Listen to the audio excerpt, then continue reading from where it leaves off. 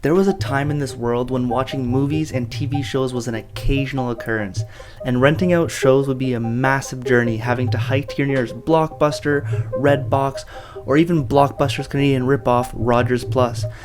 Back in the days, VHS players were just being replaced with DVD, and each movie you wanted to see had to be rewinded and played through a specific player or a video game console that supported it. All those limitations suddenly came to an end with the introduction of Netflix, a corporation so powerful that it single-handedly bankrupted its competition and took over as the leader of the video-on-demand services for many years. That is, until Disney stepped in, along with Hulu, Apple, Amazon. Every corporation wanted a piece of Netflix's pie. Larger corporations starting to acquire more of their own titles, like Disney with Marvel, creating a larger proportion of subscription services with a smaller variety of content for each one. A full-blown streaming war. But what does streaming have to do with us? Why should we be worried? Well, today we're going to be taking a closer look into the transition from traditional media to online media streaming services, and how it's negatively affected the way we consume TV shows and movies today. Let's get right into it. When comparing the difference between traditional media and online media streaming services, it's important to understand what distinguishes both types of media. For the context of this video, I will refer to cable and satellite TV as traditional media.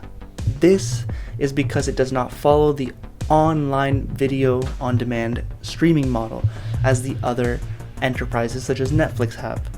Although many providers offer an on-demand service with their platform, we will be omitting that from our definition of traditional media since it's more of a transition from traditional to online media streaming. Another type of traditional media are the physical rentals. A DVD borrowed from sources like Redbox or your local library, even Blockbuster, count as physical rentals. Usually, you are given a limited amount of days or weeks to watch the show or movie you selected, until you have to return it. If you decide to keep it, break it, lose it, or return it after its due date, you will be charged extra. Online media streaming services are platforms that offer a wide variety of TV shows and movies that can be streamed anywhere for a low monthly cost. Originally, Netflix was the one that pioneered the service until other larger corporations decided to compete, creating a large influx in streaming services in the past few years. The way the model works is that these media giants would negotiate a license with other content providers to stream their movies and TV shows for a limited period of time on their platform, or they would produce their own movies and shows. Because of the monthly subscription model, the more subscribers a company has, the more media will be created and acquired, leading to a heavily subscriber-dependent business model. Now that we've covered what each type of media is, let's dive into some of their key differences. First is accessibility. Digital streaming services are easily more accessible than physical rentals or even cable TV. Imagine you wanted to see the newest Spider-Man movie. You drive 10 minutes to your local Redbox. You find that movie you've wanted. You're about to put a toonie in the machine and rent it for 2 days, and it says unavailable. Someone beat you to it and got that movie first. So you drive to your nearest Blockbuster. You walk in, borrow it from there, and that entire process took you about 20 minutes, and you still have to drive back home, put that DVD in a specific DVD player that only connects to a monitor or a TV. With cable, although you don't have to make that same journey, you still have to wait for your show to come up on a specific time of the day, and you're only limited to watching it on a TV that can be hooked up to cable. And even then, who knows if your favorite TV show or movie is going to come on at all? Comparatively, let's take a look at digital streaming services. Do you want to watch the new Spider-Man? Which one? We have the original 3, the cartoon show or the newest one. Whether you're on the plane, on a phone, on your computer, on your TV, you can stream it from literally anywhere, anytime. The only requirement is an internet connection, and even then, with the ability to download your shows, internet is completely optional. cost. Streaming services have a cheaper cost for the amount of content you get. Although it is a monthly cost, it is still a better model than having a fixed price for every movie or TV show you rent for a short amount of time. The average household pays an average of $55 per month on all their streaming services combined, which is kind of crazy. However, most streaming services only cost between $10 and $20 per month, some even $5. Compare that to the cable and satellite TV, which costs an average of $52-58 a month. But that's on the low end. With the inclusion of sports, news, and other programs that you want to have access to, it can cost well over $100 per month. Convenience. Advertising has always been a large part of cable and satellite TV. Although better than the year before, TV commercials minutes per hour across the total day of viewing was at 13.3 minutes per hour. This means that around 22% of your time spent watching TV is spent listening to commercials. Comparatively, most streaming services offer ad-free streaming, making the user experience more convenient to the consumer.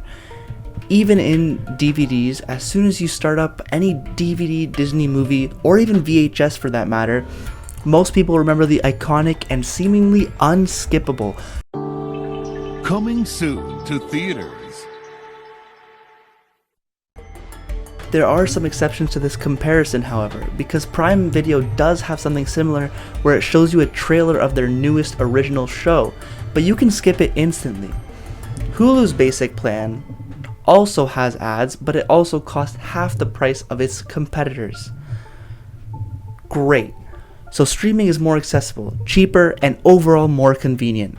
How could these benefits affect us in any way other than the fact that we have an extra few dollars to spend each month?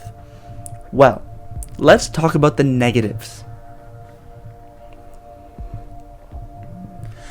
Binge culture. Binge watching is the practice of watching entertainment or infomercial content for a prolonged time span, usually a single television show. Binge culture is the fact that we've normalized binge watching so much that it doesn't seem like binging hours of content in a single sitting is in any way bad for you. Binge culture is a more recent phenomenon, as TV shows before Netflix used to be more tailored for a weekly episode schedule, when the continuity of the episodes didn't matter too much between each episode. Although there are many shows on Disney+, Prime Video, and even Netflix that continue with the serialization style and try to have more people keep talking about the show for weeks on end, most TV shows come out one season at a time and are made to be watched back to back. This develops a normalization of binging media. Previously, we were talking about how streaming is more accessible, cheaper, and overall more convenient. Here's why these are all bad things. Because people want to get their value out of a subscription, they're most likely going to binge and consume more content. Many people have that sunken cost mentality, where they feel the need to maximize their enjoyment from a service to get the most of their money.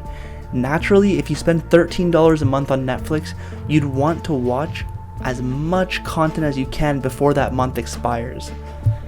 Also, because there's a lack of ads, the ability to skip intros and credits, there's also autoplay and many more features. Binging hours of content is a lot more consumer friendly and convenient. Some would say it's even pushed towards the consumer. Finally, because of how easily accessible it is, it becomes a tool for impulsive people to develop a screen addiction. Some of us like to bring our phones in the shower or take it with us when we cook our food and even use it as background noise while we sleep. Some people, including myself. As someone with a screen time of over 15 hours a day on mostly entertainment, I can definitely say that the convenience of watching anything whenever I have has created a negative relationship with entertainment in general. Parasocial relationships are one-sided relationships, where one person extends emotional energy, interest, and time to the other party. The other person, the persona, is completely unaware of the other person's existence. Parasocial relationships are most common with celebrities, organizations such as sport teams, or even television stars. Parasocial relationships often lead to media addiction and dependency, as well as issues with the real-life relationships, whether that be the lack of more authentic connection or real-life celebrity worship. Because of how easily accessible the content is with streaming, parasocial relationships and the cast of movies and TV shows has increased. Research shows that binge watching like TV shows will produce stronger parasocial relationships with viewed characters than episodic viewing does. With binging becoming more normalized and prevalent in our culture today, it is logical to assume that there has been an increase in parasocial relationships with the increase of streaming content available today. A big example of this is currently the newest Stranger Things season. After watching the show, many others like myself fell in love with the characters that the actors portrayed, which led many to other places on the internet to share their common admiration for each actor on the show. Joe Keery, for example, plays Steve Harrington in the show, and his character was arguably one of the most admirable this season. Due to this, people started watching more interviews of Joe Keery on YouTube. People on Twitter started referring to Joe as his character's name, and there was even a Reddit made in his name to fanboy over him. Having people obsess over the character an actor plays is harmful not only to the people, but the actors themselves, and can lead to a larger media dependency than you originally had. Although these modern streaming services helped many of us through the pandemic in the recent years, we can't overlook the negative effects these forms of media have on our lives. Netflix may have changed the film industry for everyone, and these new online media streaming services can potentially help us entertain us for the rest of our lives. But it's nothing compared to the potential entertainment you can get in real life once you put your phone down or shut off your TV. There's a whole world out there for you to go and explore, and because of how addicting these streaming services have become, we feel the need to watch everything instead of living in the moment. Thanks again. This is Tony, signing off.